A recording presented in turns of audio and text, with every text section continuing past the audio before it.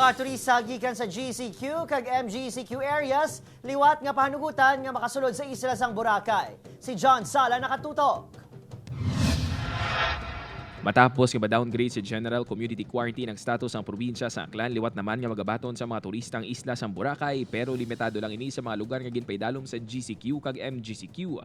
Isa sa mga nasadyahan sa sining nga balita ang masami nagapang lugayawan nga si Jason. Good news ini sa tanan nga gusto mag-unwind sa Boracay despite of the pandemic. However, kinanglan gyapon naton sundon ang mga safety protocols para kita tanan safe, no?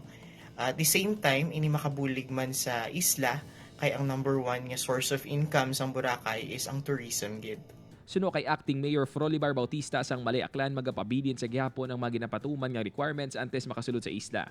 Aminado ini nga isa sa dako nga pagpanghangkat sa lokal nga panguluhan ang pagtapna sa mga nagapameke sang RT-PCR test results. Ang previous natin ng mga guidelines, mga protocol sa pagsusunod lang dapat may pre-booking, confirm bookings, and then PCR pagyapon, kitang requirement at within 72 hours instruction, no?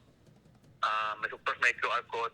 Yung mga ticket ng mga PCR test results, pwede, huwag natin gawin na, no? Then yung mga inconvenience, no, pag nahuli. Sanggin paydalom sa Modified Enhanced Community Quarantine ng Aklan bangod sa mataas nga kasos ng COVID-19, isang isla sang Boracay sa tuman nga nahalitan. Gani nagapati ang Malay LGU nga dako nga bagay ang pag-downgrade sang quarantine classification sa probinsya agud liwat nga mabuksan sa mga turista bisan sa pili lang nga mga lugar.